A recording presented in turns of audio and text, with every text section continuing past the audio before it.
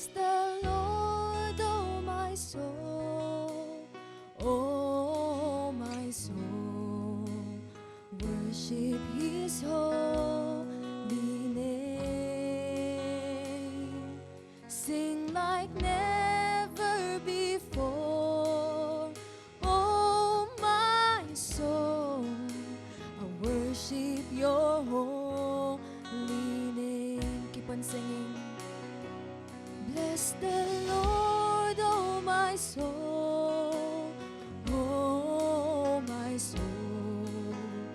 Worship His holy name. Sing like never before, oh my soul. I worship Your holy name. Yes, Lord God. Bless the Lord, oh my soul.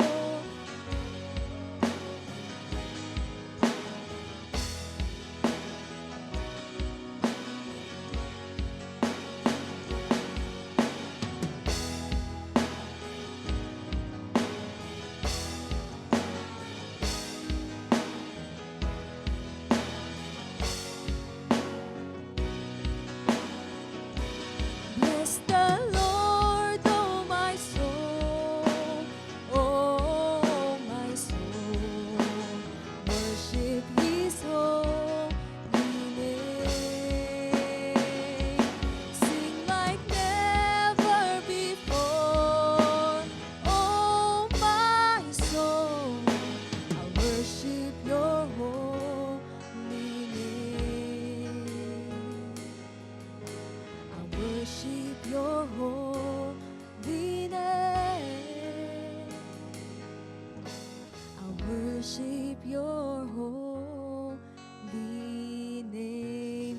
Pwede po ba nating bigyan ng isang malakas na palakpakan ang ating nag-iisang Diyos? Oh Lord, we just want to bless You today, to bless Your holy name. Come on, sa oras na ito, tayo pong lahat ay magpuri sa Kanya. Let us all celebrate sa biyayang ipinagkaloob sa atin ng ating Panginoon. Come on! Maaari ka bang umawit, magpuri sa umagang ito?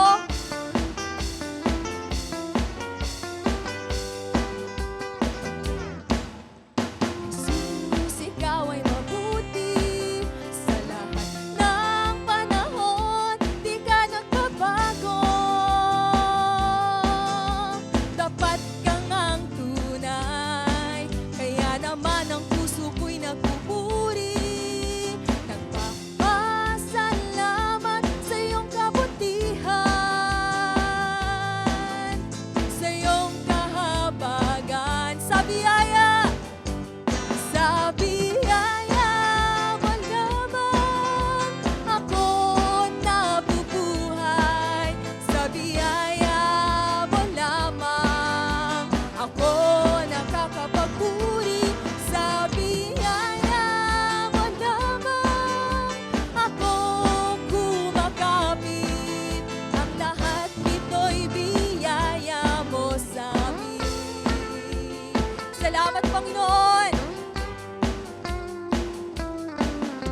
Ako ay namumuhay na higit pa sa mga mapagtagumpay. Dahil sa'yo, Jesus, kaya naman ang puso ko'y nagpupuri. Nagpapasalamat sa iyong kabutihan, sa iyong kahabagan. Tayo na humawit. Sa biyaya mo lamang ako nabubuhay. Sa biyaya mo lamang ako nakakapagpuri. Sa biyaya mo lamang ako kumakapit. Ang lahat nito'y biyaya mo sa amin. Minsan pa. Sa biyaya mo lamang ako nabubuhay.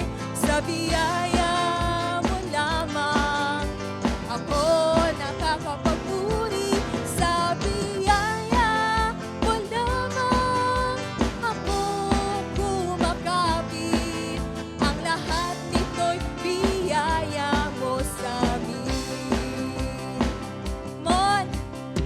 Pwede po ba tayong sumayaw, tumalon sa tuwa at galak dahil sa biyaya na ibinigay po sa atin ng ating Panginoon? Come on, tayo po lahat ay umawit, sumayaw, sasayaw sa tuwa at pasasalamat, tatalon sa galak, papupurihan ka, sasayaw, sasayaw sa tuwa at pasasalamat, tatalon sa galak, papupurihan ka. Minsan pa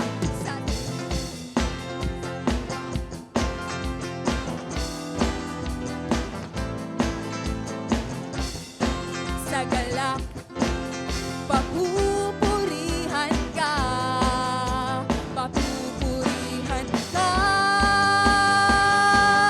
Sa biyaya mo lamang ako nabubuhay.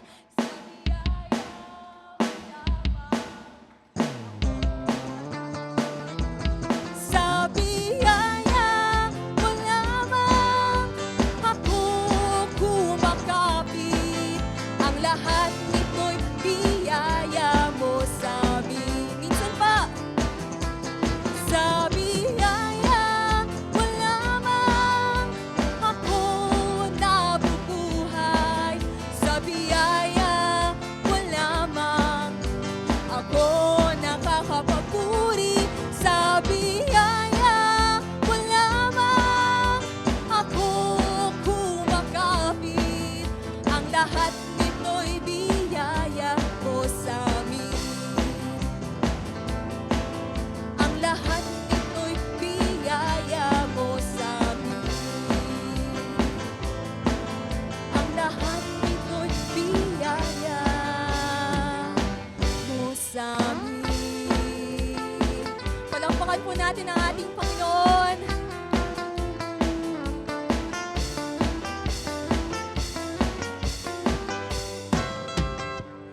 Salamat, O Diyos, sa iyong biyaya.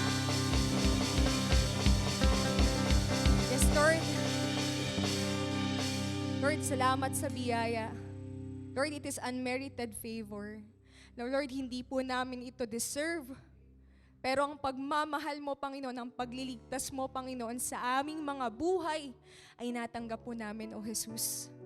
Kung kaya't sa oras na ito, patuloy po naming itataas ang iyong dakilang pangalan at aalalahanin, Panginoon, ang iyong katapatan, kabutihan sa aming mga buhay.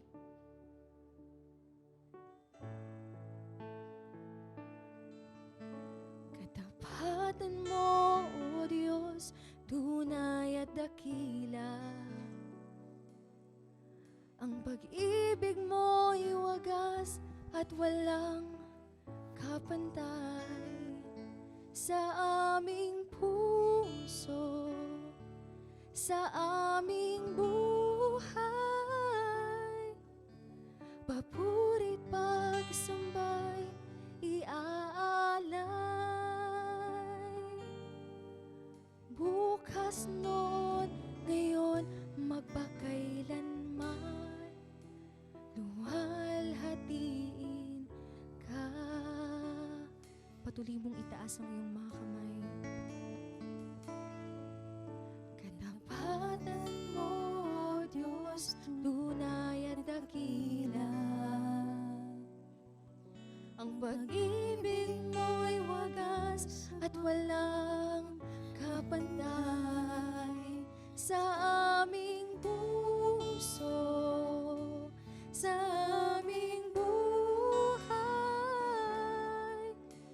Papuri pagsambay iaalay. Bukas noon, ngayon, magpakailanman, luwalhatiin ka.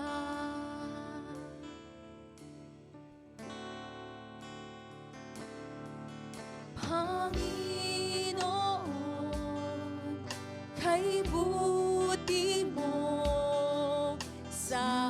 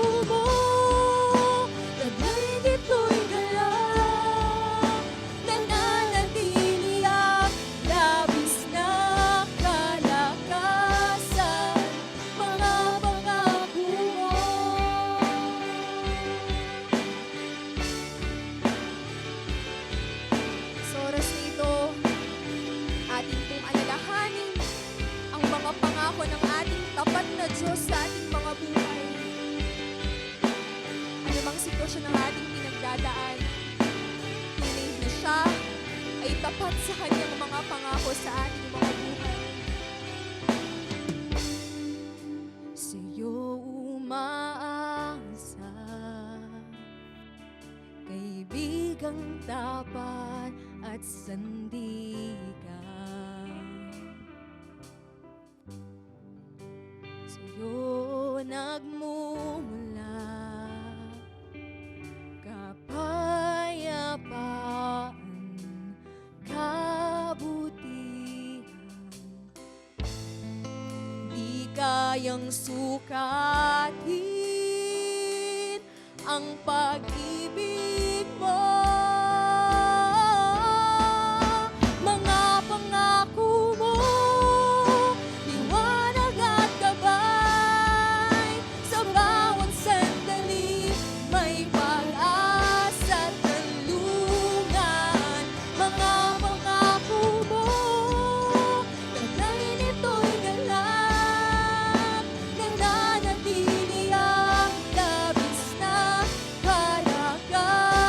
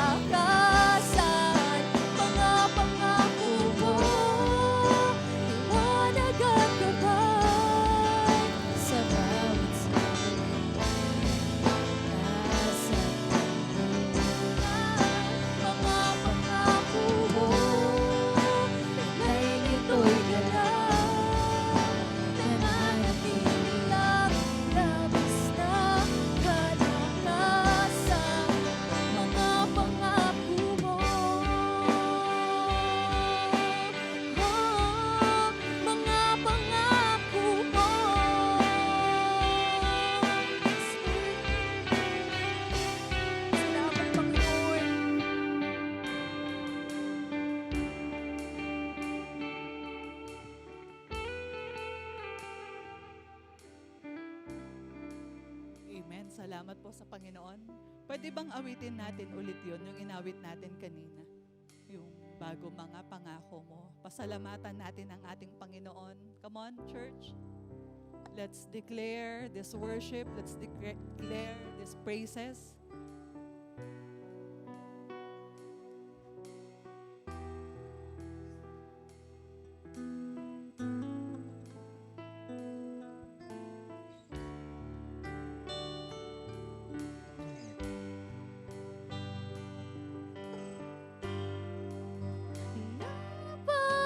Napakabuti mo.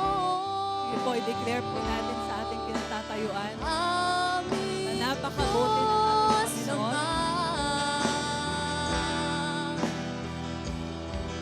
Ang iyong lingkad, luluwan, hatiin ka. Napakabuti mo, napakabuti mo. Di ka nagbabago.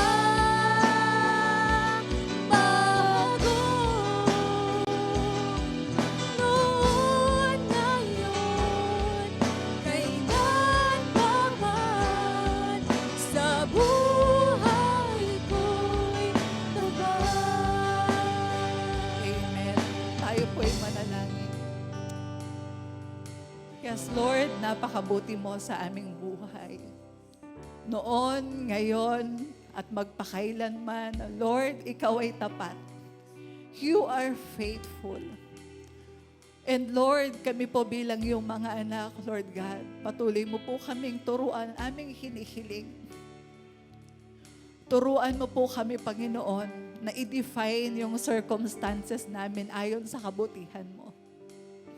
Lord, I pray, oh Lord, this morning that we will let you, our God, our faithful God, define our circumstances. Yes. Not the other way around. Lord, forgive us sa mga pagkakataon na dinedefine namin yung mga circumstances namin, Lord God, sa iyo, Panginoon. That we define you according to our circumstances, Lord. Forgive us. Dinadalangin po namin ngayong umagang ito, Lord, looking back. Kaya kami nakakatayo ngayon, kaya kami nakakaawit, kaya kami nakakapalakpak. Hindi dahil wala kaming pinagdadaanan, kundi dahil mabuti ka. Yes, Lord. Amen. Dahil tunay na ikaw ay tapat at dakila. Lord, salamat. Sa lahat ng pagkakataon, mabuti ka sa lahat ng panahon. Jesus. Mabuti ka, Panginoon. Lord, thank you.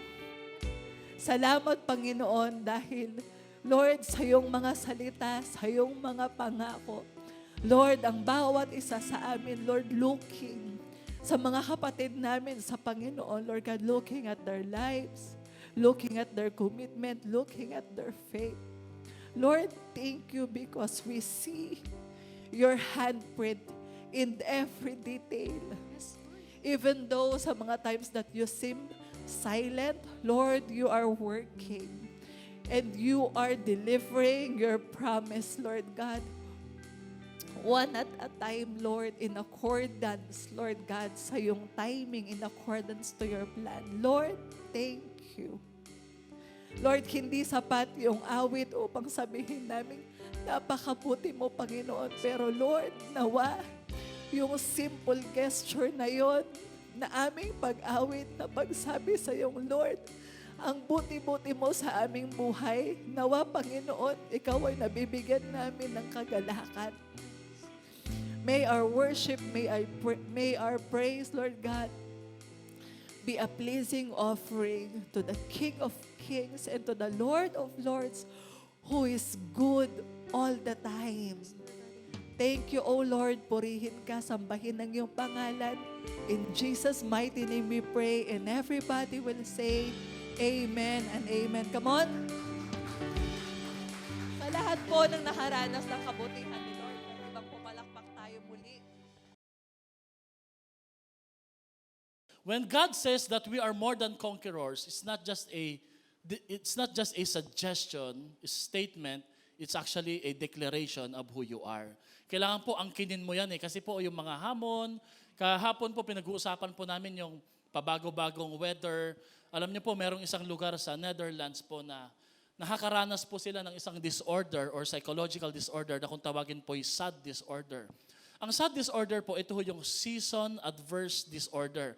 Na pag nagbago po yung panahon, meron pong bahagi po sa lugar ng mundo po natin na hindi po natatamaan ng init ng araw.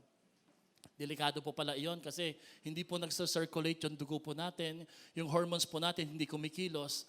Nagkukos po siya ng dizziness, timidity, shyness. At yung ibang mga kabataan ho doon, edad na 17 years old hanggang 26, they resorted to alcoholism, iinom po sila at yung iba po ay they resorted to suicide. Bakit po? Dahil po sa disorder na iyon. And then, challenge ko po yung mga leaders natin kahapon na wag nating hayaan na diktahan yung ating kilos, ang ating damdamin, ang ating nararamdaman ng panahon. Ang panahon po ay talagang nagbabago yan. Season po sila, kaya nga po season po ang tawag dyan, but we must always rise above the season. Sino ho dito kaninang umaga, parang tinatamad kang gumising, no? Parang sana po magdeklara si pastor, walang church ngayong araw na ito. Pwede po ba yun, no? Pwede ba yun? Kasi po kung ang gobyerno nagdideklara, walang pasok, opisyal, no? Masaya po yung mga estudyante, pero palagay ko po mga taga-Zion Baliwag, malulungkot po pagka sinabi ko pong walang church paglinggo. Parang wala po nag-react.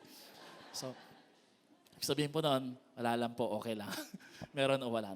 So, we are more than conquerors, higit pa sa ating nararamdaman, higit sa ating pinagdadaanan, higit pa po sa laman ng bulsa po natin. Pero napansin ko po, maraming mga Kristiyano, they are living a defeated life.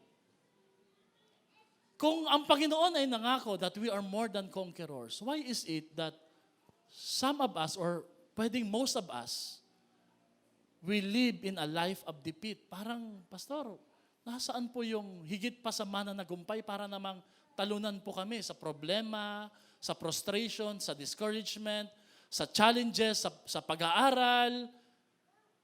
Bakit may mga Kristiyano na natatalo at nabibigo? Samantalang pinangako na ng Panginoon na tayo po'y higit pa sa mananagumpay. At alam niyo po ang problema sa defeated mentality or Christian, when we are defeated, it becomes our identity. We start to embrace it, we start to accept it, and then we start to abandon our prayers, faith, and even dreams. Sinasabi natin na mukhang hindi talaga para sa atin, kaya tigilan na natin. Hindi naman nangyayari. Mukhang ang paglago, ang multiplication, ang promotion, ang restoration, ang salvation ng mahal ko sa buhay, mukhang hindi talaga imposible. Mukhang para lang yun sa iba eh. So you see, being a defeated Christian is not just dangerous because you are defeated, but because it becomes your identity. Sino ho dito ngayong umaga na to? You are living in a life of defeat. Victory dapat eh. Dapat nasa tahanan, nasa lugar tayo, na tayo po'y nagtatagumpay. Now, being victorious doesn't mean wala kang problema, wala kang hamon na kinakaharap. Yun nga eh, di ba? Kaya masasabi na ikaw ay more than a conqueror kasi may dinadaig kang problema. Pero may iba po, they're living a life of defeat. How do we rise above from our defeat? How do we rise above from our defeat? Paano natin lalagpasan ang mga pagkatalo at pagkabigo sa ating buhay? Saka, ang una po muna natin palang sasagutin ay, why is there a defeated Christian? Tayo po muna ay saglit na manalangin. Panginoon, amin pong ipinagkakatiwala sa inyo ang pangangaral ng iyong salita. Amin pong nire-recognize na kayo po, Banal na Espiritu Santo, ang tagapagturo at higit na makakapagpaliwanag nito sa aming mga puso at buhay. Sa anumang pinagdadaanan o sitwasyon namin, sa araw na ito, amin po itong pinagkakatiwala sa inyo. At naniniwala po kami, laging sapat ang biyaya ng Diyos sa aming mga kahinaan, kasalanan, kabiguan, ang maging sa mga kamalian. At nagtitiwala po kami sa iyo, Lord. We need more of that, O God, today sa buhay namin. Continue to refresh us, strengthen us, and excites us, O God, to listen, not just to listen, but to do your word, Panginoon, sa araw na ito. Ito pong aming dalangin sa pangalan ni Kristo Jesus. And all the people of God say aloud, Amen. May 5 dahilan. Number 1, why are we defeated? First, we are defeated by deception. If you don't know your enemy and your weaknesses, you will always be defeated. Maraming Christian, kahit hindi Christian, kahit unbeliever, kahit di naniniwala kay Lord, akala nila just because they're strong, madiskarte, matalino, hindi na sila matatalo o mabibigo. Ang hindi po nila alam, may mga bagay po sa buhay na dapat nating maintindihan para maiwasan ang kabiguan. At ang una pong dahilan ay dahil po sa panlilinlang ng kaaway. Meron kasi tayong kaaway eh. Ang kaaway mo hindi yung katabi mo ngayon. Ang kaaway mo hindi nakikita at madalas, kung sino yung totoo mong kaaway, hindi mo inaaway, kinakaibigan mo pa. Bagkus yung hindi dapat awayin, yun yung kinakaaway natin. Pwede bang sabihin mo sa katabi mo, hindi tayo magkaaway? Malinaw po yan ha? Sabi naman iba, lalong hindi rin tayo magkaibigan. Hindi po. Hindi kayo magkaaway. Amen? Sa Genesis chapter 3, verse 4 to 5, the serpent, Satan, said to the woman, sino yung woman na natukoy dito? Si Eva, si Eve. You surely will not die. Hindi ka mamamatay pag kinain mo yung bunga na to eh. For God knows that in the day you eat from it, your eyes will be opened. Mabubuksan ang mata mo pag kinain mo ito, at magiging kagaya ka ng Diyos. Malalaman mo ang mabuti sa masama. Nagtagumpay po ba si Satan kay Eva? Mga kapatid, there's no guarantee that even though you walk closely, in a close fellowship with the Lord, that you will never be deceived by Satan. Kailangan hindi tayo masyadong overconfident sa sarili natin na marami na tayong alam, matatag na po tayo po'y sinubok na ng panahon. Si Eva saka si Adan, hindi lang po sila kinakausap ng Diyos, binababa sila ng Panginoon mula sa langit, naglalakad sila kasabay si Lord. And yet, Eve was not just tempted, he was deceived by Satan. Why? Sabihin mo nga, why? Because Satan is a master deceiver. Sa panahon ngayon po, usong-uso ngayon yung scam. Sino dito na scam na? Scam kayo ng mga anak nyo. Hindi, joke lang. Hindi po scam yon. Paglalambing po ang tawag doon, di ba? Na-scam po tayo. Ang dami pong scam eh, di ba? Matatakot ka minsan eh. Minsan, takot akong mag-Gcash. Baka magkamali po ako. Takot po akong mag-online banking. Bakit? Wala naman po akong pera eh. Nakakatakot po yun. Hindi po. Nakakatakot minsan. Baka magkamali po ako ng pag-send ng pera eh. Nakakatakot makipag-transact. Makakatakot pong bumili sa online. Bakit? Baka mamaya bogus o fake po o scammer po yung makakatransaksyon mo. But you know what? Pwedeng naranasan mo na yung pinakamatinding panloloko sa buhay mo, pero wala hong titindi sa panloloko ni Satanas. If you don't take Satan seriously, you will always be deceived. Lagi kang maloloko. Ang tanong po, bakit ho tayo nalilinlang ni Satan? Siguro po ang pinakamagandang tanong dito, bakit nalinlang ni Satan si Eva? We are deceived because Satan knows our fleshly and worldly desires. Tandaan niyo po, may laro po tayo ng mga bata tayo, no? Sino mas makapangyarihan, si Lord o si Satan? Si Lord. So para bagang pinagmamatch mo sa'yo, hindi po pwedeng i-match si Lord sa si Satan. Because Satan is only just a creation. God has no equal, wala siyang katapat, at hindi po pwedeng tumapat si Satan sa ating Diyos. Pero mga kapatid, bagamat hindi po kayang basahin ni Satan yung ating isip o laman ng ating puso, pero nalalaman po ni Satan ang laman ng ating puso base po sa lumalabas sa bibig natin at sa ating mga kilos o gawi. Nalalaman po niya pag galit ka. Nalalaman niya pag galit ka sa tao na yon, pag inis ka o nagsiselos, naiinggit. Nalalaman po niya kung meron tayong hidden motive. Nalalaman po niya kung anong gusto talaga natin. Pera po ba? O bagay? O material? Malalaman niya. Bakit? Yun kasi madalas ang bukang bibig natin. I don't know. Hindi po sinabi sa Bible eh. Now, ang rules po sa hermeneutics sa Bible, you don't just stick to what the Bible says, you also listen and study what the Bible did not say. You assume the probabilities. I don't know. Siguro po araw-araw, lagi pong bukang bibig ni Eva, ano kaya ang pakiramdam kung ako'y kagaya ng Diyos? Ano kaya ang pakiramdam ng nagniningning, nagliliwanag, alam ang lahat ng bagay? Kung nasa puso lang po ni Eva yon at nasa isip, there's no way na mababasa ni Satan yon. Because Satan is not omnipresent, he's not omniscient, he's not omnipotent. Pero ang rule po palagi sa puso ng tao, ang puso ng tao ay mandaraya. And out of the abundance of the heart, the mouth speak.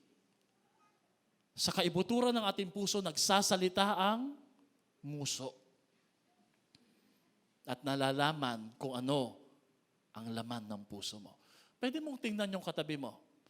I-xerox mo pa, iscan mo pa mula ulo hanggang baba. Hindi mo malalaman kung ano iniisip niya yan laban sa'yo. O kung ano man yung iniisip niya patungkol sa'yo. There is no way. But you know what? Satan. And this make us vulnerable or prone to temptation. Mga kapatid, sino ho dito nag-agree? Hindi ka natutukso sa isang tukso na hindi mo gusto.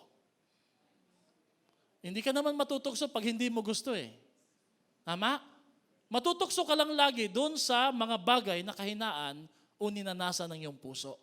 At alam po ni Satan kung ano yung nasa at gusto ng ating puso base sa binabanggit ng ating nguso. Amen? So tanong, ano pong dapat bantayan? Puso o nguso? Palagay ko, pareho dapat no, dalawa. Amen? Yung iba pong mga temptation, very obvious. Yung iba naman mga temptation, nagbago lang po ng korte, ng itsura, pero pare-pareho lang po. Mga kapatid, I tell you, hindi nagbabago ng plano si Satan sa kanang mission. Ang mission po niya is stated in John chapter 10 verse 10. Anong sabi sa John chapter 10 verse 10? The thief comes to steal, to kill, and to... Doon po sa tinitirhan po namin ngayon, inuupahan namin. Uso po ngayon yung nakawan. Kagabi lang, sinabi po ni Pastora, yung isang bahagi po na malapit sa amin, may pumapasok po pag madaling araw. Marami pong nananakawan, mga kotse, binabasag. And we don't know kung saan galing at bakit di mahuli-huli. Pati gwardya. Nagbabayad ho kami ng HOA, medyo malaki, pero wala na pong nag-iikot na gwardya. Pero tandaan niyo po, ang magnanakaw, hindi ho sila nagnanakaw na predictable. Laging sa mga panahon na hindi mo inaasahan. Sabi mo nga sa katabi mo, magbantay ka. Magbantay ka. 2 Corinthians 11:3, I am afraid that as the serpent deceived Eve, this is in the New Testament, kung paano tinukso ni Satanas si Eva, by his craftiness. When we say craftiness, mahusay po siyang manloko. Mahusay po siyang magmanalita. Kaya mga girls, mag-ingat ho kayo sa mga magaling magsalita. Mga magaling mambola, di ba? Alam mo bang ang cute mo? Woo! Satan. Hindi naman to. Joke lang po, joke. Hindi po. Sinasabi ko lang po, no? Demonyo. Hindi, joke lang ha. Hindi ko na po sinasabing lahat po ganun ha. Na pag nanligaw ng bola. Pero usually, di ba? Nabubudol po tayo sa magaling magsalita eh. Amen? Sino ho dito nabudol na nagpautal-utal? Gusto mo ba bumili? Hindi. Di ba? Lakas ng tawa ng mga tao dito. Ha? Your minds will be led astray from the simplicity and purity of devotion to Christ. Kapatid, ang pagiging Kristiyano, simple lang at puro. Walang halong panloloko, walang harong theatrical na something na parang bibilib mo. Mga kapatid, how do we win over temptation or deception? Walang manloloko kung walang magpapaloko. Sabi mo nga, tumpak. Tanong, can a believer be deceived by Satan? Pwede bang ma-deceive, malinlang ang isang mananampalataya at matalo at mabigo? Pwede? Pwede po mangyari yan. Paano ho tayo pwedeng ma-deceive? Marami po sa lugar na pinupuntahan po natin, sa mga kasamang sinasamahan natin, sa ating mga binibili, ginugusto. Pero meron pong isang unusual na madalas tayo matukso. at hindi po natin ito madalas pinagtutuunan ng pansin, dito tayo madalas matalo. Dito po nawawala ang blessing ni Lord. Let us read Matthew chapter 5, verse 37. Sabi ho dito, but let your statement be yes. Yes or no. No. Anything beyond this is evil. Sa Tagalog po, pag oo, pakatawa naman oo. Pag hindi, hindi. Amen? Kaya pag may nagyayaya sa'yo, tapos tinanong ka, pwede ka bang umattend sa church? Ewan. Ako, mag-iingat na ho kayo sa sasabihin nyo ngayon. Di ba? Bakit? Kasi po madalas dyan lumalabas yung pagdadahilan at pagsisinungaling. Sino ho dito? Guilty po dito. Oo, siguro. Baka. Meron pa, di ba? Kung loloobin ng Diyos, bakit hindi ba kalooban ni Lord? Di ba? Gusto mo bang umattend sa church? Kung loloobin ni Lord, sabi ng Panginoon, kalooban ko yan. You see, tayo po mga tao, dito tayo bumabagsak. O kakapangako mo, hindi mo naman pala tutuparin, iwas ka ng iwas ngayon. Mahihiya ka. At dahil nahiya ka na, hindi ka lang nalayo sa isang tunay na pagkakaibigan, nalayo ka pa sa fellowship at sa tunay na Diyos. Kaya sabi po ni Matthew dito, beyond this is evil. We are caught with our words and it becomes our bait. Nagiging pain po yung mismong salita po natin. Ephesians 6 verse 11, how do we overcome the deception of Satan? Put on the full armor of God so that you will be able to stand firm against the scheme of the devil. Punuin mo ang iyong sarili ng mga kalasag, kasangkapan, at sandata ng ating Diyos. Ano po yun? Word of God, prayer, fellowship, yung katotohanan, yung gospel. Mga kapatid, ginagamit po ni Satanas yung pride, lust, anger, selfishness, secret. Pag binasa mo ngayon yung Facebook, puno ho siya ng lust. Sabi po ng isang pastor doon sa Mindanao, kausap ko po, may tablet siya, pastor. At I believe this pastor, talaga pong senior na po siya, hindi po talaga niya gagawin. Sabi niya, pastor, tulungan mo ako, pastor, kasi po yung post ko, yung page ko po sa Facebook, puros mga malalaswa lumalabas. And pastor, hindi ko sinesearch to. Noon kasi, may algorithm po na tinatawag yung Facebook. Kung sino po yung mga kaibigan mo na madalas ka nagre-react doon, sila yung lalabas sa page mo. Tama. Algorithm po ang tawag doon. Because there's no way. Meron akong 4,000 friends. There's no way na ang 4,000 friends ko, lahat ng post nila, makikita ko sa page ko. Ang dami nun. Tama? So algorithm, kung sino po yung madalas mong i-like, kausapin, sila yung lumalabas. Pero ngayon po, may tinatawag mong proximity. Kung sino yung madalas mong katabi na may gamit na Facebook, kapitbahay, nagsisearch siya ng ganito. The Facebook or the social media and even the YouTube will suggest the website or the Facebook site sa page mo. Ingatan po natin yung mga pet sin sa buhay po natin. Revelations 12 verse 9. Gaano po katotoo si Satan? At bakit po dapat seryosohin po natin at hindi po tayo magpatalo? The great dragon was thrown down. Si Lucifer to eh. Revelation is a prophetic book. So there's no way na pwede natin itong basahin in a literal way. The serpent of old. Sino tong serpent na to? Si Satan to, di ba? Who is called the devil and Satan, who deceives the... So hindi lang ikaw, hindi lang yung Christian, lahat ng tao, nililin lang ng kaaway. He was thrown down to the earth, tinapon po siya mula sa kalangitan, at ano pong ginawa ni Satan? He swept 1/3 of the stars from heaven. The 1/3 of the stars from heaven are the fallen angels. They are called demons. So kapatid, mag-iingat ka pag sinabihan ka ng katabi mo, para kang anghel. Tanungin mo, linawin mo, ano ba? Fallen angel ba or heavenly angel?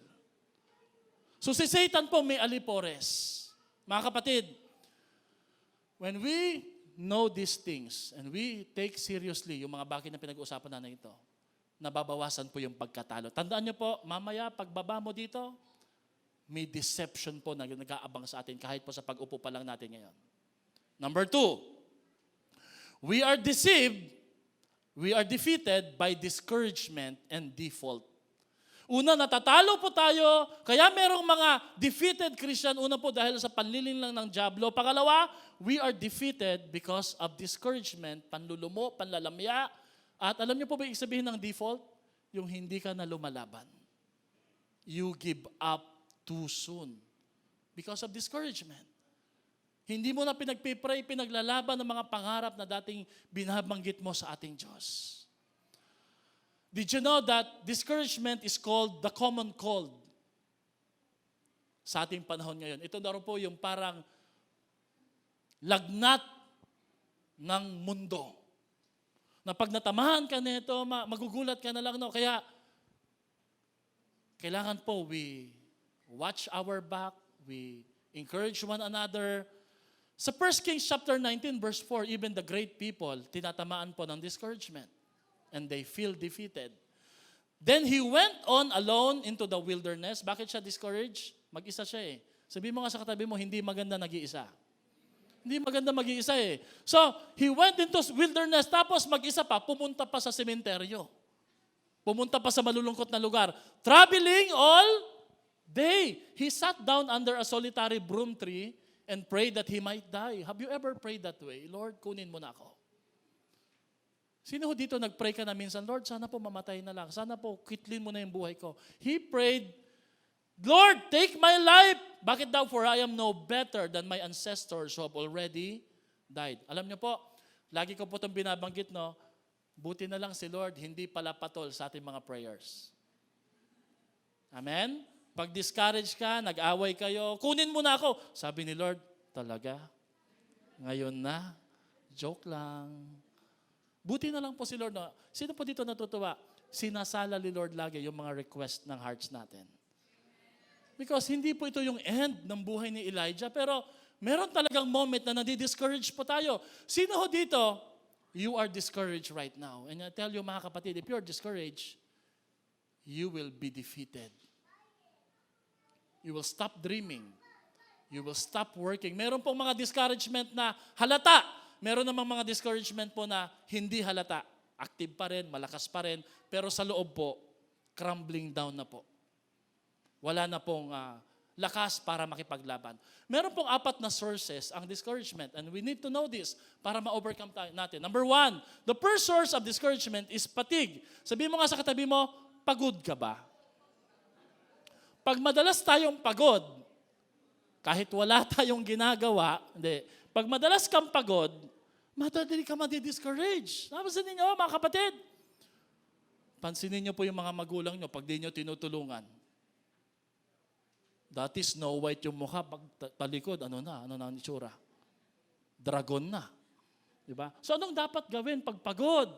Magpahinga? Ay, gusto natin to, di ba? Magpahinga, kumain, sabi mo nga sa katabi mo, kumain, at matulog. Yung iba ho ay workaholic. Minsan po, ang source of defeat ay hindi po spiritual kundi physical. Na pwede naman nating lagyan talaga ng solusyon Kaya lang po, pinipilit natin lagi. Bakit? Goal-driven po tayo. Sa counseling po, madalas po itong sabihin ng mga professor namin, the best and the most important tool in counseling are not the books or the training. The best tool in counseling is you, your body, yung katawan mo. And I would say also this sa inyo, sa pangarap mo, ang pinaka-best weapon mo at tool mo, hindi yung knowledge mo yung katawan mo, because ang katawan mo pag bumigay na, hindi nakakayanin ang pangarap. Tapikin mo nga yung katabi mo, sabihin mo sa kanya, anong oras ka natulog kagabi? You will feel defeated. Di ba?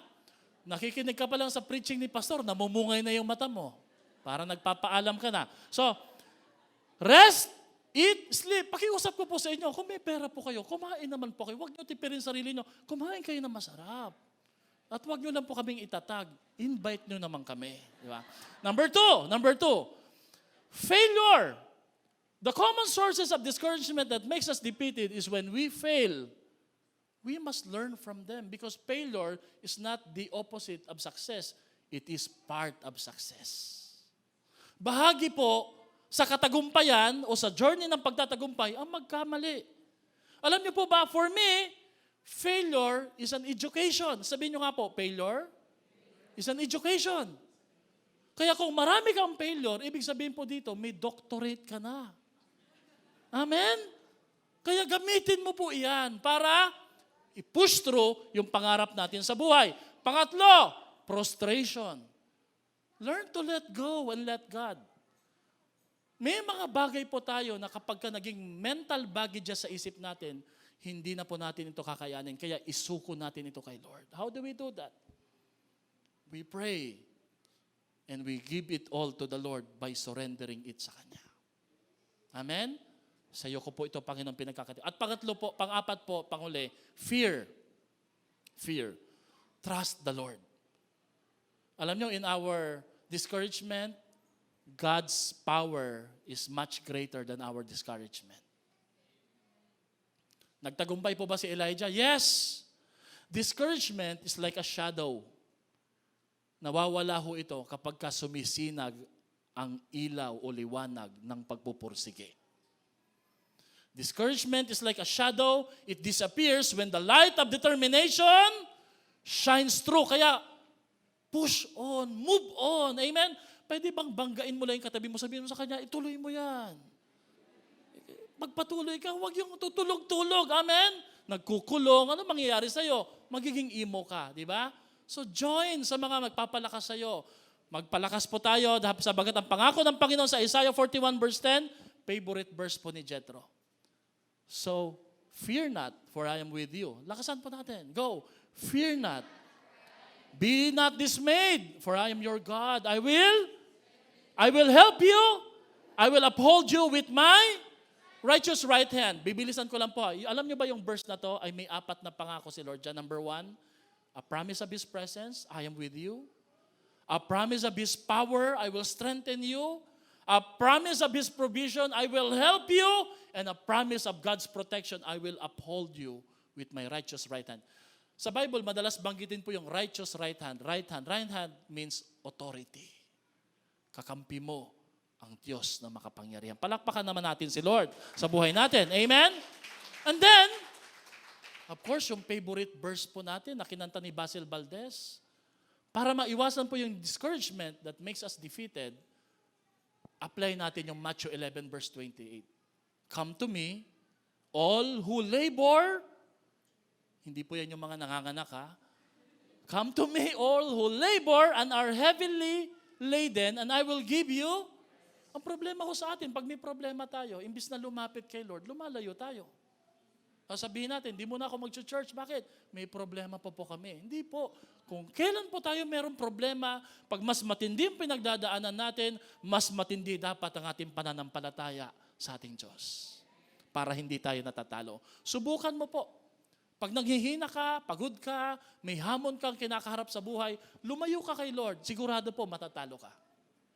Pero pag lumapit ka sa Panginoon, itatransform ni Lord yung pagkatalo na yan sa kanyang victory because God is a God of victory. Remember, God says, for that's not your battle, the battle is of the Lord. Amen. Amen ba? Ang invitation po ni Lord dito ay lapit, kapit, dikit sa Diyos. Ulitin nga po natin yan. Lapit, kapit, dikit sa Diyos. Nang sa ganun po ay lalo po tayong lumakas sa ating mga buhay. Isa pa pong paalala sa discouragement. Para maiwasan yung pagkatalo sa buhay Kristiyano, intindihin natin yung sinabi po ni Billy Graham. Gusto ko po ito eh. Sabi ni Billy Graham, the Christian life is not a constant high. Tandaan niyo po yan ha. Hindi po lagi dapat na parang lagi tayong blessed, excited, invincible, unstoppable. No, sabi ni Billy Graham, I have my moments of deep discouragement and I have to go to God in prayer with tears in my eyes. Okay lang pong umiyak. You know what? Sometimes, tears are the best gift from God sa buhay po natin. Because the Bible says that God collects our tears. It says in Revelation. Ganun po ka-importante sa Diyos yung ating mga pag-iyak. Kaya hayaan mong tumulo po yung luha na yan. And say, "Oh God, forgive me," or "Help me." Can we say that? Ready, go. Forgive me. Ready, go. Forgive me, and then, help me. Kapag natanggap po natin yung katotohanan ito, mababawasan po siguro yung discouragement. Pag naintindihan natin talaga na may time talaga, may mga hindi para sa atin, at ito po yung ayon sa kalooban ng ating Diyos. Therefore, mga kapatid, discouragement is not an emotion. It's an attitude. It's a choice that we choose daily. Ang pagkadismaya, ang pagkalumo ay hindi po pakiramdam lang. Ito'y isang pag-uugali.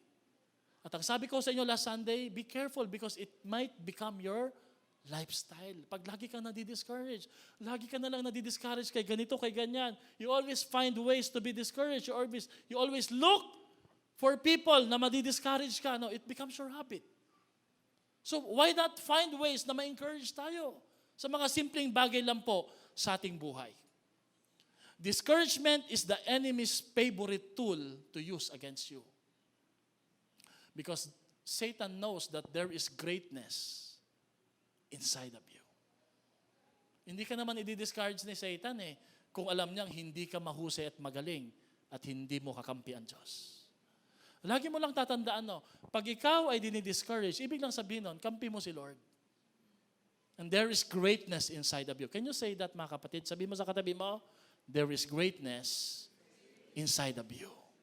Mga kapatid, sino ho dito, sa klase, sa work, how do you know if you are performing well? Sa workplace, sa business, sa friendship, how do you know if you are performing well?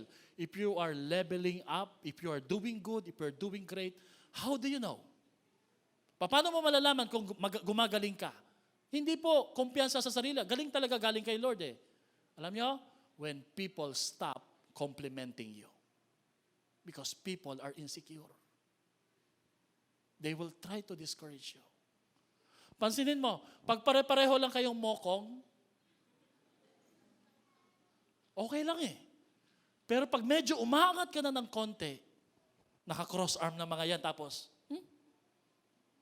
manguungkat ng iba. And I know this because naranasan ko po ito. So mga kapatid, when your friends are leveling up, they're soaring high, compliment them all the more. Bakit? They need it. They need encouragement from time to time. Amen? Don't be insecure. Pag yung katabi mo gumaling yan, ibig lang sabihin yan, magaling yung Diyos niya at magaling yung kaibigan na katabi niya ngayong araw na ito. Amen ba? So in that way, hindi tayo laging matatalo. Anong sabi ko sa inyo last Sunday? The concept of God about success and victory is this. When we win, everybody wins. Walang natatalo. Yan yung totoong victory. Hindi yung ikaw lang yung umangat, lahat nainggit sa'yo. Hindi. Pag ikaw umangat, lahat din po sila umaangat. Amen? Sabi mo nga sa katabi mo, pag ako umangat, aangat ka rin. Amen? Amen po ba? Come on, palakpakan natin si Lord. Hallelujah! Saka, doon po sa mga huminto na sa kanilang pangarap, meron po akong paalala, sinulat ko po ito dito. Many of the great achievement of the world ay na-accomplish hindi ng mga matatalino, kundi ng mga tired na kagaya mo. Tingnan mo yung katabi mo, tired na yan Discouraged, but they continue to keep on moving on and working. Baka mamaya bukas na pala yung blessing, bukas na yung breakthrough, na-discourage ka ngayon. Huwag, tuloy lang kapatid. Amen? Hayaan mo na yung mga nagsarang pinto. Sabi ni Lord, listen, I will give you doors that no one can shut off. Pag may nagsarang opportunity sa buhay mo, be excited because God will open new opportunities na walang pwedeng magsara. At ang Panginoon ay Diyos ng maraming pagkakataon. Amen? If we want to go somewhere, we have to go through something first. Kung gusto mong maabot, may pagdadaanan ka muna. Meron muna tayong pagdadaanan. Si Ignatius of Loyola said, discouragement is not from God. Hindi kay Lord ang discouragement. Malinaw po ito. Hindi lang dahil kinote po ito ng isang saint, ng isang relihiyon, but because in the Bible, God never discouraged anyone. God never discouraged anyone. Si Mother Teresa, matindi po ito. If you are discouraged, it's a sign of pride. Hindi po maganda lagi na di-discourage. Ito daw po ay isang kapahayagan na pagmamataas because it shows that you trust in your own power more than God's power. Why are you discouraged when it all matters kay Lord? God is in control. Nadi-discourage tayo kasi siguro napahiya tayo, hindi natin na-prove yung sarili natin. Then sabi ni Mother Teresa, then it's a sign of pride. Amen? Masakit po na katotohanan, but the Bible says the truth will set us free. Amen? So, ngayong umaga na to, say no to discouragement. Actually, sinasabihan ko kayo. No. Sabi nyo, no. O, gayahin natin si Nehemiah. I am doing a great work. I cannot go down. Kapatid, pag alam mo, dakila ang ginagawa mo, walang dapat makapagpababa sa'yo sa inuupuan mo. Sa 30 tukso at problemang ipinadala kay Nehemiah, remember Nehemiah, iisa lang lagi yung sagot niya. Mga kapatid, sa dami ng problema, hamon at discouragement sa ating buhay, kailangan meron tayong malinaw na iisang sagot lang, no, I cannot come down. I'm doing a great project. I'm doing a great job. Mga kapatid, madaling bumaba pag ang ginagawa mo hindi dakila. Pero pag alam mong dakila, hindi ka mapabababa ng kahit sino pa. Amen. Amen. The only person you are destined to become is the person you decide to be. Yung pinapangarap mong ikaw sa hinaharap ay yung ikaw ngayon kung paano ka kumikilos sa gitna ng mga discouragement sa buhay. Sino ho dito nanonood ng Netflix? Matagal na po, pero ngayon po, sabi ko, pahiram nga ng password. Hindi ko nababangkitin kung sino yon. Kilala nyo rin naman kung sino siya. No? Natuwa ako kasi meron na palang One Piece. Sino nanonood ng One Piece? One Piece. Maganda, JM. Ganda. Basta po, hindi po sagabal sa trabaho natin. Sabi ni Luffy, Monkey D. Luffy, sabi po niya, yung kanyang mentor na si Shank, kung naabutan niyo yung Shank, di ba? Sabi niya, if the path you want to take seems too easy, you're in a wrong path. If the path you want to take seems too easy, you're on the wrong path. Pag ang daanan ng pangarap na gusto mong tahakin, wala pala yan dyan. No? Pag ang daanan na gusto mong tahakin ay mukhang madali, maling pangarap yan. Kasi laging may hamon. Amen? Sino dito up for the challenge? Kapatid, huwag ka naman magpatalo by default, by discouragement. Kaya mo yan. Sabi mo nga sa katabi mo, kaya mo yan. Palakpakan natin si Lord. Number 3, we are defeated by distraction. Ano yung una? Defeated tayo. Ba't tayo natatalo ng mga Kristiyano? Deception. Pangalawa, discouragement or default. Pangatlo, distraction. Napakaraming distraction. Amen?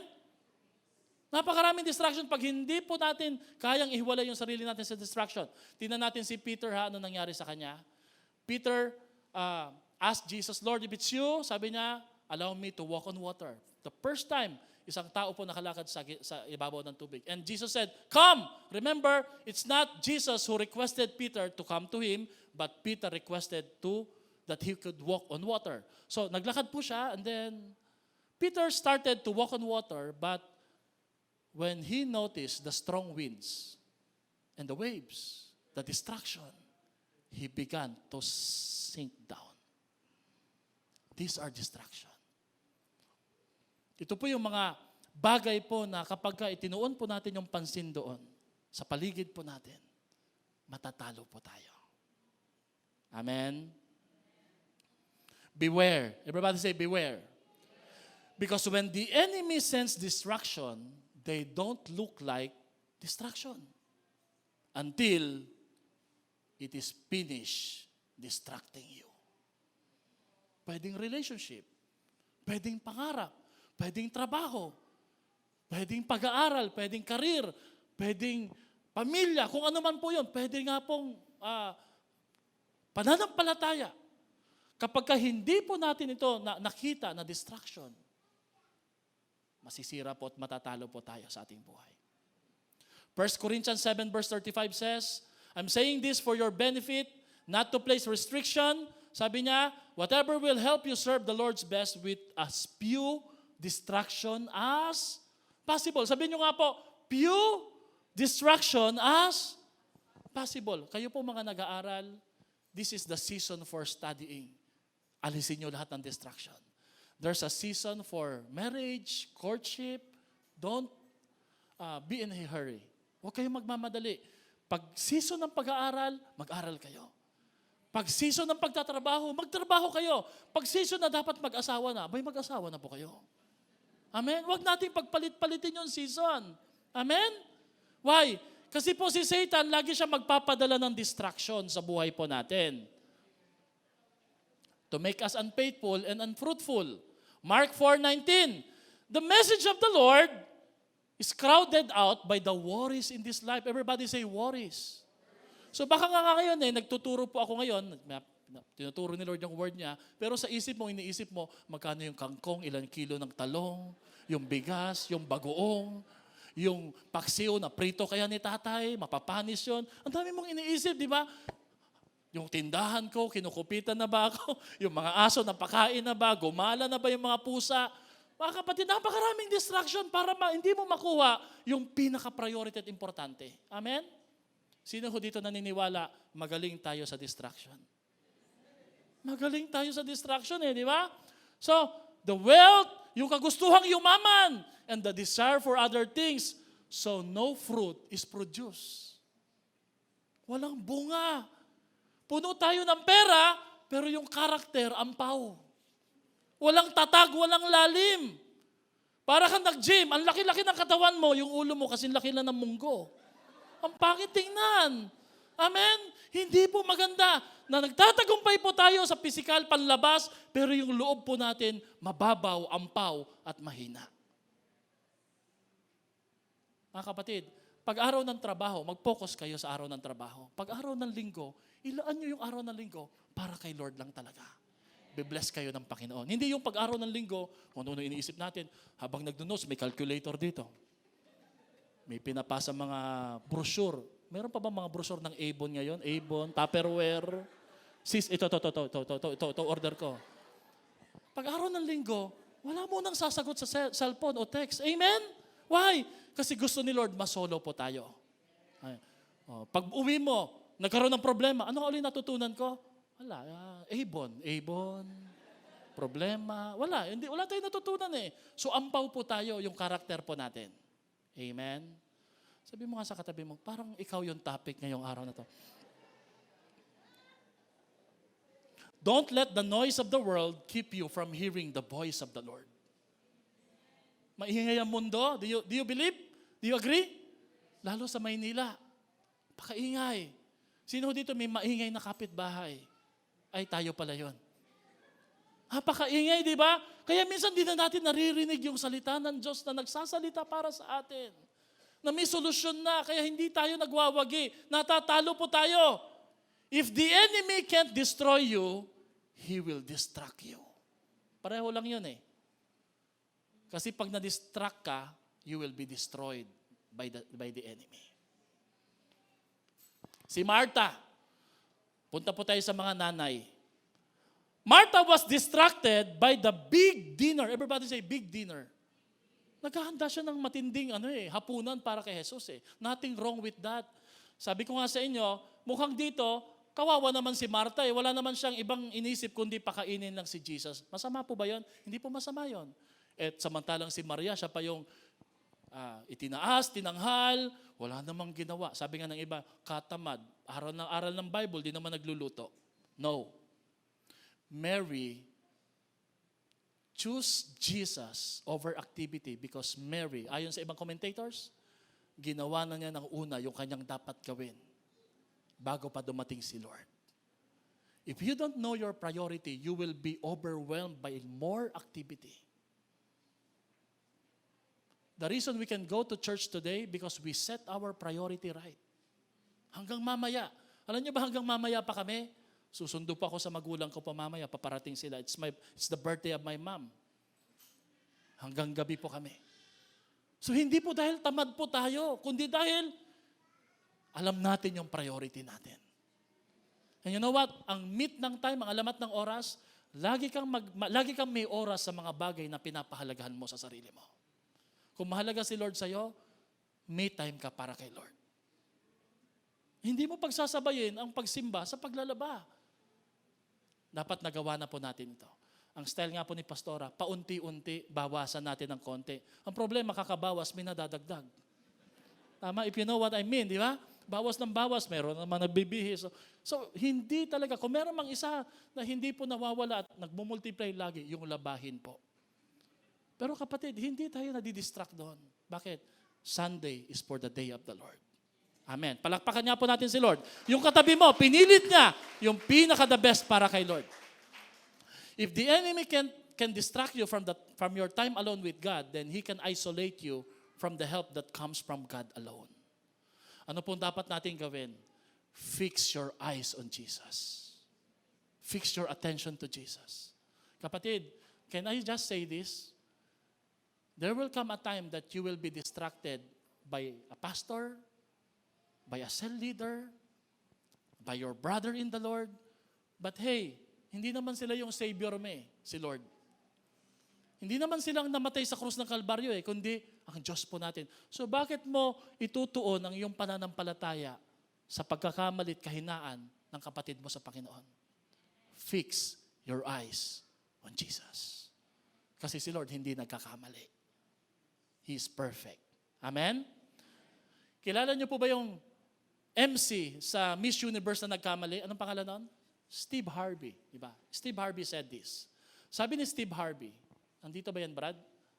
If you don't separate yourself from destruction, your destruction will separate you from your goal. Ganda, no? Sa lahat po ng mga goal-driven dito, meron kayong goal, may dream kayo na inaabot sa buhay, alisin nyo yung distraction. Focus po. Ang tawag ho dyan, goal-driven. Goal digger. Hindi po gold digger ha. Gold digger. Gold digger. Ano po ang solution natin dito para hindi tayo matalo? Matthew chapter 6. Basahin natin. Huwag kang mag-alala, anong kakainin, anong iinumin, anong susuotin, sapagkat trabaho ito ng mga pagano na walang pananampalataya sa Diyos. Pero tandaan nyo, ang iyong Ama sa langit, alam na niya. Everybody say, alam na niya ang kailangan nyo. Alam nyo po ba, bago mo pa isipin, alam na ni Lord. Kagabi lang po, nandito kami sa church. We're doing some stuff, and then sabi ko, sarap siguro ng spaghetti sa cake.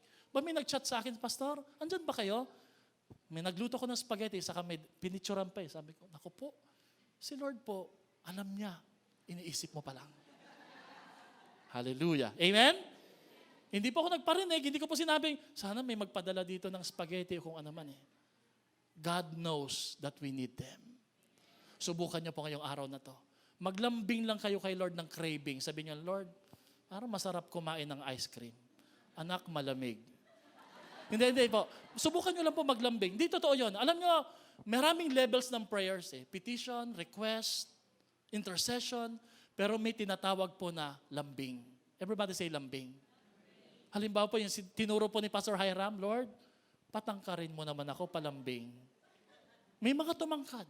Amen. Totoo po yun. Lord, patabain mo naman ako. Sumobra naman. Yung iba naman, Lord, bigay mo naman sa akin to. Binigay ni Lord. You know what? I'm praying na ako yung makapasa sa scholarship sa pinag-aaralan ko. Wala na po kasi kang pambayad Sinagot po, may sponsor last year. I'm so grateful sa sponsor na yon. So I apply for a scholarship para po sa aking pag-aaral, further studies. Ang requirement po, dapat hindi bababa ng 1.75 yung grade, overall lahat po. Sabi ko, Lord, kaya ko po ba yun? Nagulat po ako kasi by the grace of God po, yung grades ko po last sem, sa first and second semester, yun naman po talaga yung grade. So sabi ko, whether wala akong scholarship, ganoon naman talaga yung grade ko So ngayon may scholarship, i-maintain ko lang po siya at pagsusumikapan. And you know what? Ang sabi po doon sa accounting office, Pastor Albert, I want you to know, miscellaneous fee na lang yung babayaran mo, yung tuition fee mo bayad na because you pass the scholarship. Kahit wala pa akong interview. Alam niyo ba't wala akong interview? Kasi siging nagsisibagyo. Kaya salamat sa bagyo. Hindi stable yung connection. Kaya, sige, next time na lang. Sabi ko, thank you Lord, walang interview. Nakapasa po ako. You know what? Lambing yon. Nag-aral na ako ng Bible School 5 years So magdadagdag pa po ako ng masteral for counseling para sa church yon, para sa inyo. Ang plano ko po makapag-start tayo dito ng isang counseling center that will cater the needs, not just of our members, but all the people na malapit sa atin dito to minister. So, lambing lang. Sabi ko, Lord, sana po matanggap. Grabe si Lord. Si Lord pala, dahil tatay mo siya, pag dumikit ka sa kanyang parang pusa at gaganon-ganon. Meow! Si Patrick may pusa di ba? Meow, Lord! Pag nilambing mo si Lord, you know what? Hindi ka kailangan nagmamakaawa. Kasi ang pagmamakaawa, trabaho ng pulubi. Hindi ka pulubi. Anak ka ni Lord. You're a child of God. At ang anak ng Diyos hindi nagmamakaawa. Naglalambing at binibigyan ng ating Panginoon. Amen? Sabihin mo nga sa katabi mo, lambingin mo ako, baby. Sabihin mo sa akin, lambingin mo ako. No? Alam mo yung katabi mo, kahit lambingin mo yan, walang mangyayari dyan. Number 4, we are defeated by division. We are defeated by division. Alam niyo po division? Yung po bang hindi tayo nagkakasundo-sundo? Alam niyo ba na maraming unanswered prayers pag tayo po'y may kaaway? Tingnan mo nga yung katabi mo. Sabi mo sa kanya, nakikipag-away ka naman ba? O ikaw yung inaway? Hindi tayo nagpapatawad. James 4:1-3, don't they come from your desires that battle within you? What causes fights and quarrels among you? 2 Timothy 2, ang servant ni Lord, hindi quarrelsome. Ang anak ng Diyos, hindi pala away. Amen? Hindi nakikipagdebate. Pag may post lang sa Facebook, papatulan ka agad. Ganito kami, ganon kayo. Hindi po tayo palaaway. Alam niyo, pag palaaway po tayo, nagkukos tayo ng division, ang blessing malayo sa atin. Philippians 2:14-16. Do everything without grumbling or arguing. Huwag magrereklamo. Huwag makikipag-away. Napansin niyo po yung police po na, yung retired police na ginawa ng maraming mga katatawanan na, sabi nga ng isang banda, sumali ito siya Kahit di namin alam yung kanta, tutugtugin na rin namin. Nakaganon may baril Ang daming mga katatawanan pinagagawa So huwag tayo makikipag-away. Amen? Sabi mo nga sa katabi mo, huwag makikipag-away. Kasi po yung blessing ni Lord lalayo sa buhay natin. Amen? Sabi niya, then you will shine among them like stars in the sky. Grabe po. Mamamayagpag, mamumutawi, mas makikita nila yung kaluwalhatian ng Panginoon sa buhay po natin if we choose not to argue and quarrel. Matthew 5:23-24. Pag pumunta ka sa Zion Christian Fellowship, sabi po dito sa verse na to, naalala mo, may kaaway ka, huwag ka munang tumuloy sa church, ibaba mo yung offering, ibigay mo kay Brother William, yung tithes mo. Nakalagay po ba dyan? Hindi, yung Matthew 5:23-24, wala dyan? Okay, ibigay mo yung offering mo and then, puntahan mo yung nakaalitan mo, saka ka sumamba pag ayos na kayo. Palagay ko baka wala nang sasamba. Hindi naman po siguro. No? Amen? Because ang totoong pagsamba, wala dito, ang totoong pagsamba ay pagpapatawad at pag-uunawa. Amen. Hebrews 12:14-15, strive for peace for everyone, that no root of bitterness springs up and causes trouble. Huwag kang mag-alaga. Sa dami ng aalagaan ang daming dapat alagaan bonsai. Yung alagaan mo, sama ng loob. Laki ka, lumaki ka, lalaki yan. Amen. Ito po ang very controversial verse. Please look at the screen 1 Corinthians 6:1-6. If any of you has a dispute o pag-aaway, do you dare to take it before the ungodly judgment? Ibig sabihin, dinadala nyo pa sa huwes? Sa barangay, pag nag-aaway kayo? Listen po mga kapatid, because there's a verse for that. Sabi niya, instead before the Lord's people, di nyo dinala sa pastor, sa cell leader ninyo. Or do you not know that the Lord's people will judge the world? We will even judge the angels. It says, meron kaming subject sa seminary na 1 Corinthians. 1 Corinthians is such a controversial Bible or book in the Bible. Bahil po sa awayan, sabi niya, grabe, sabi niya, and if you are the judge of the world, hindi nyo ba kayang ayusin yung problema na yan, na kayo-kayo lang? At magkakasuhan pa kayo? Hello? Meron ba kayong kilalang magkakapatid, nagkakasuhan dahil sa lupa? Magkakamag-anak, magkaka-churchmate. Naku po, tuloy po natin yung verse. Do you not know that we will judge the angels? How much more the things of this life? Therefore, if you have dispute about such matters, do you ask for a ruling from those whose of life is scorned in the church? Ba't kayo lalapit sa hindi mananampalataya? Sabi niya, kayo pa lang, doon pa lang sa simbahan, maayos na yan. Sa cell pa lang, pwede nang ayusin yan. I tell you mga kapatid, division can make a defeated church and defeated Christian. Maging sa cell, inggit ako sa cell member ko, lagi na lang pinagpipray ng cell leader ko. Pag naghahatian ng pansit sa kanya, may kalamansi sa akin. Bawang lahat, bawang. Huwag kang maiinggit, huwag tayo mag-aaway. Amen? Dahil pag nag-aaway po tayo, hindi tayo pagpapalain ng Panginoon. O sa mag-asawa, taas nga pong kamay ang mag-asawa. Ayan na, ayaw na magtaas ng kamay. Sige po, tingnan natin yung verse. Husbands, everybody say husbands. Okay, wives, sabihin nyo, husbands. In the same way, be considerate as you live with your wives. Treat them with respect. Naku po, pumapalakpak talaga yung tenga ng mga misis ngayon. As the weaker partner and as heirs with your gracious gift of life. Bakit? For there will be no hindrance or barriers to your prayers. Do you want your prayers to be answered by the Lord? Sino dito pag nag-pray, sasagutin ni Lord, gusto mo yon? Iwasang mag-away ang mag-asawa. Yung gusto mo na, ano ba sabi ni Bishop? Sarap mong pagpalain di ba? Sarap mong i-bless. Ganyan. Pero yung salita, parang iba, no? Iba yung dating, no? Huwag kayong gaganti. Sabihin nyo nga sa mga mister, missis, sabihin nyo, huwag kayong gaganti. Parang takot, no? Okay. Okay. Sa mga mister, ito yung verse. Ito yung verse para sa inyo. Do not repay anyone evil for evil. Be careful what is right in the eyes of everyone. If it is possible, as far as it depends on you, live at peace with everyone. Do not take revenge, for the Bible says, vengeance is mine. Ang hirap naman siguro sabihin sa mga mister, no? Sabihin nyo sa misis nyo, kay Lord ang paghihiganti. Parang hindi maganda. Di ba? Hindi, huwag maghihiganti. Huwag mo rin sabihin, si Lord nang bahala sa'yo. Kasi parang sinasabi mo, judge ka ni Lord. You just simply pray.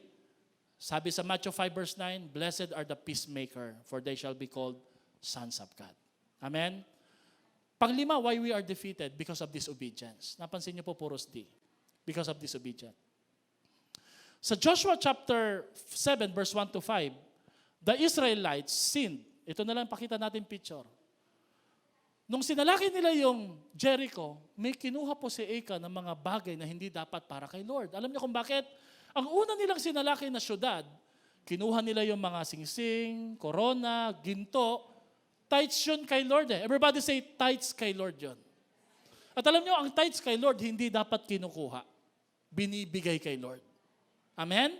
Bakit? Kasi po, it's the first. Sabi ni Lord, pagkatapos, yung susunod na syudad, inyo na. Sa inyo na. So hindi sinasabi ni Lord na akin lahat Sabi ni Lord, yung una lang. Alam niyo po, meron tayong disciple po dito. Si Kuya MC. Ang unang kita niya sa pro-life, binigay niya kay Lord. Walang bawas yata yung MC, no? And MC is promoted, siya po yung nagtatrabaho na ngayon sa museum sa Malacanang. MC, baka naman, nasa gate kami, MC. Pwede makita si President BBM. Sabi ni MC, hindi raw ganun ang kalakaran. Iba yung Malacanang, iba raw po yung museum. Tama ba, MC? Pero pwede naman kami pumunta doon, no? Tawagin lang namin ikaw. Ayan. Na-promote po siya. Mas magandang sahod at mas gusto po at akma sa kanyang kakayahan. The Lord bless our obedience. But we are defeated when we disobey the Lord. Tanong ko sa inyo, anong gusto mo? I-bless ka ni Lord o matalo ka dahil hindi ka sumusunod kay Lord? Sino dito gustong ma-bless ni Lord? Obey. Everybody say, obey. There's a defeat in the land of victory. Dahil din po sa yabang ni Joshua. So tapusin po natin ito mga kapatid. In closing, how do we win and overcome these 5 reasons of defeat? First things first na truth na dapat ko ituro sa inyo. Number 1, being defeated is not the end of us. That's a good news. Amen? Ang matalo dahil sa kasalanan at pagsuway ay hindi katapusan ng ating buhay. Amen? Pwede bang mag-amen naman tayo dyan? No? Amen! Amen! Being defeated by sin is not the end of us. Please be convinced today that without the grace of God, you can never start afresh from a defeat. Napansin niyo po yung una nating kanta kanina? Ano sabi ni Arisa? Dahil sa biyaya mo lamang, ako nabubuhay. You will keep on falling back into the same sin over and over again, and you will continue to live in defeat without the grace of God. Everybody say, you need God's grace to overcome a defeat. Do you believe? Kailangan natin ng habag at biyaya ng Diyos para malagpasan ang mga pagkatalo sa ating buhay. We see a perfect mess in us, but God sees a perfect chance to mold us and to bless us. Siguro nakikita mo sa sarili mo, wala na pastor, talo na ako, palpak na, tapos na. Hindi po. Sabi ni Lord, I will use that opportunity to bless you, to change you. Amen? Tayo po'y tumayo para sa isang panalangin. Sa ating pong pagtayo, 2 verse ang gusto ko pong basahin before we pray. 1 Samuel 30 verse 8, and then prepare na po natin yung ating Lord's Supper. David inquired of the Lord saying, shall I pursue after this troop? Shall I overtake them? And God answered, anong sagot ni Lord? Pursue, for you shall overtake them and you will recover all. Alam mo, pag sumandal ulit tayo kay Lord, nanalig tayo sa Kanya. Ibabalik ng Panginoon yung pangangailangan po natin. Last verse, John 15 verse 5, for apart from the Lord, you can do nothing. Pag hiwalay tayo kay Lord, talo tayo lagi. Wala tayong magagawa. Sa umagang ito, nais ko lang po na sabayan at samahan niyo po ako na balikan, alalahanin ang kabutihan ng ating Diyos sa ating buhay. Ang katapatan ni Lord sa buhay po natin. Sino po dito naniniwala, kahit hindi tayo tapat, tapat ang Diyos sa atin. Kapatid, ang totoo niyan, dahil po sa habag at biyaya ng Diyos at sa Kanyang katapatan, kahit marami tayong mali, nakatatayo po tayo ngayon dahil lamang sa Kanya. At alam natin, pangit man ang nakikita natin sa ating mga sarili, ang nakikita ng Diyos, oportunidad para baguhin, ayusin, at pagpalain po tayo. Can we just close our eyes? I'll make an invitation. Sino ho dito sa umagang ito? Nare-recognize mo, kailangan mo si Lord sa buhay mo. Kailangan mo ang habag at biyaya niya. Kailangan mo ang tulong ng Diyos. Pakitaas lang po yung kamay. If you want to recognize you need the Lord today, kailangan mo si Kristo sa puso, sa buhay mo. Sa kasaganaan o kahirapan, sa pagsubok o pagpapala, you need the Lord. Let us pray. Today, Panginoon, hindi lamang namin kayo kinikilala na kailangan namin kayo. Pinaghahari at pinapapasok namin kayo sa aming puso bilang Panginoon, tagapagligtas sa buhay namin. Kayong masunod, Panginoon, ang kalooban niyo po mangyari sa buhay namin. Panginoon, mahina kami, marami kaming pagkukulang, pero ang katapatan niyo, Lord, hindi nagbabago. Mabuti kayo sa lahat ng panahon. Sa kabila ng aming pagkakamali, Panginoon, ang grasya ninyo ay dumadaloy na parang ilog, nag-uumapaw at naguhugas sa aming mga pagkakasala. Sa inyo kami nananalangin, hugasan niyo po kami.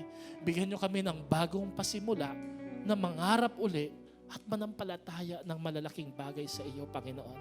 Lord, last time, hindi namin kayo sinama. But this time, Lord, natuto na kami.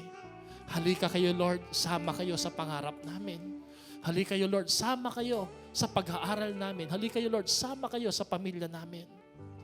At i-bless niyo po ang aming mga buhay. Ayaw naming matalo.